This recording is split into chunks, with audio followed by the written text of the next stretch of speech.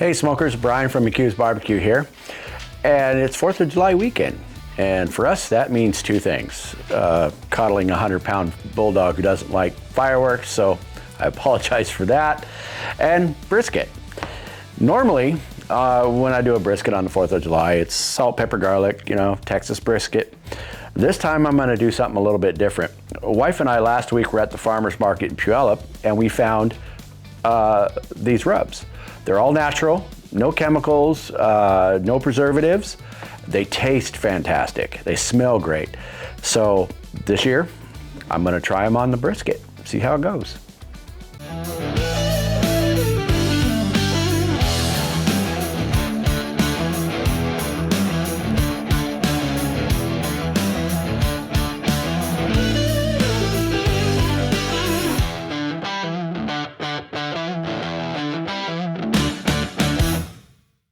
Okay, so I got the brisket out of the cryo bag.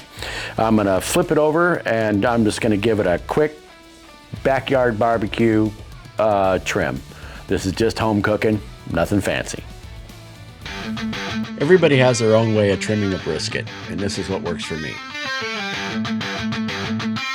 I'm going to trim the fat cap down to about 1/4 inch. That leaves enough fat to help protect the meat during the cook without leaving so much that the seasoning can't do its job.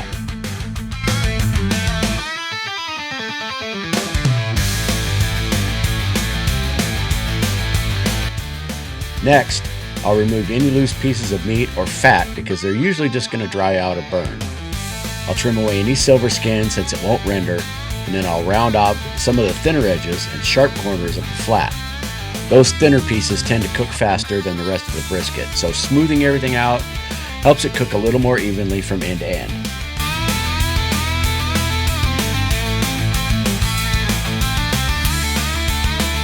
I'm not trying to make this brisket pretty enough to win a beauty contest. I just want to give it the best chance to cook evenly and turn out great. I don't always use a binder, but this time I think with these rubs they're really kind of herby, so I'm going to go ahead and use beef tallow as my binder for this brisket.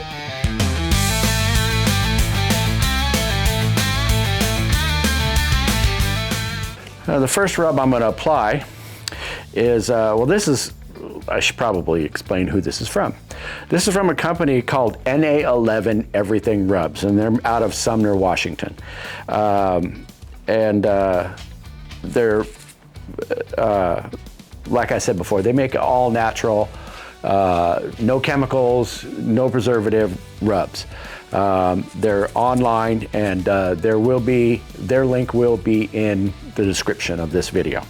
So anyway, the first one I'm going to put down is their Everything Meat Marinade. Can you see that label? Hopefully you can. This is going to be the first one to go on, and here we go.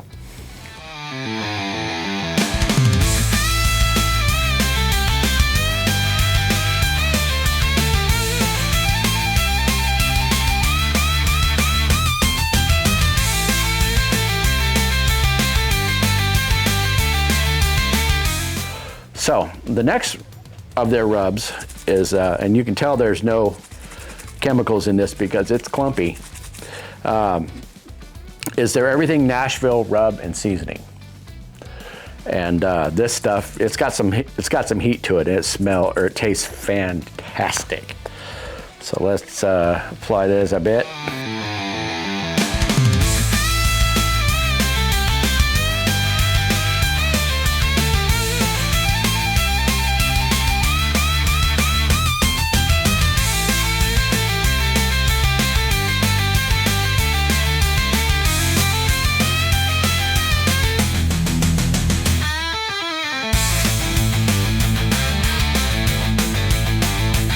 The folks at NA11 recommended a liberal application of this rub, so that's exactly what we're going to do.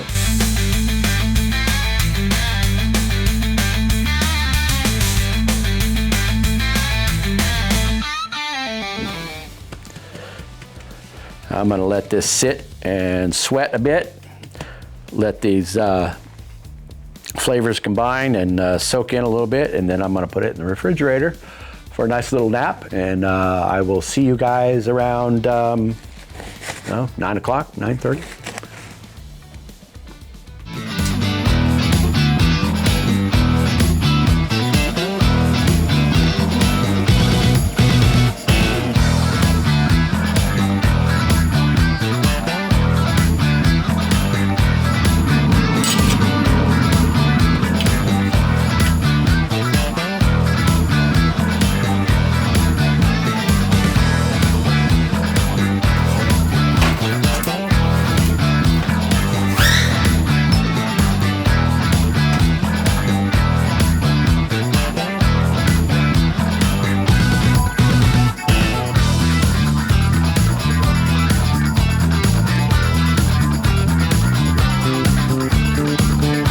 So with the brisket now loaded up, there's not much left I can do but let the pit boss do his thing.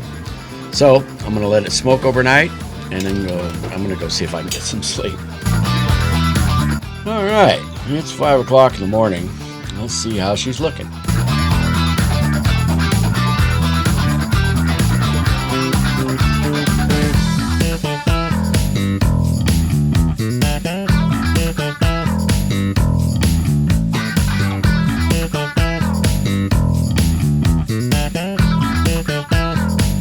Well, she's looking good. The bark is setting up nicely. So it's time to get the probes in. With the pit set at 200 degrees, I don't usually bother putting the probes in before bed. The brisket isn't going anywhere in a hurry, so I just wait until morning when the internal temperature starts to become useful to watch.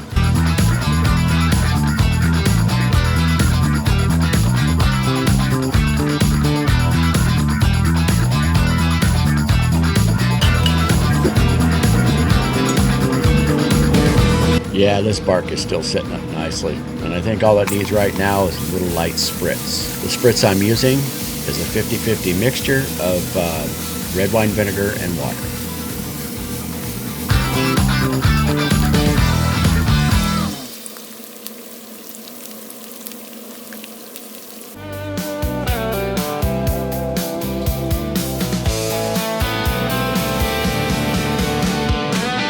Okay, we're about 13 hours into this cook.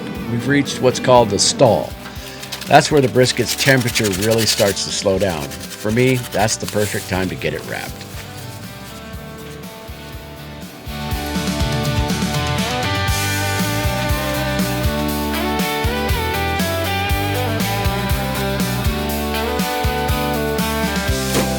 All right, you youngsters might want to look away for a minute. This is where I made my mistake. I poured beef tallow all over the top of the brisket before wrapping it. If you're cooking with a simple salt, pepper, and garlic rub, you can probably get away with that extra moisture. But with an herb-forward rub like NA11, I don't think this brisket needed it. All I did was soften that beautiful bark we spent the last 13 hours building. This brisket was still fantastic, but next time the tallow goes underneath, not over the top.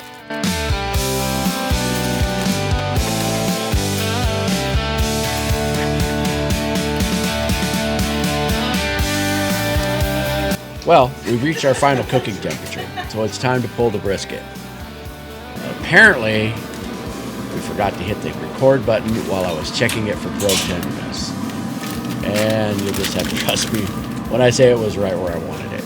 So now, it's headed into the cooler for a 2-hour rest. And as hard as it is to wait, the rest is every bit as important as the cook. So in the interest of full disclosure, it's the next day. We had some technical issues with the audio. More specifically, we shot a bunch of footage and none of it had any sound.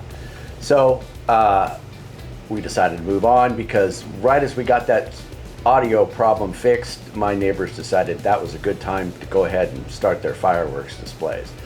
I'll tell you a little bit more about these products and how everything came out. I've got some footage that I'll do a voiceover and we'll get this wrapped up. Well, here's the moment of truth. You can already see the bark isn't what it was before the wrap, and that's on me. But let's see how the brisket turned out. It still has a nice jiggle. The slices hold together the way I wanted, and there's plenty of juice.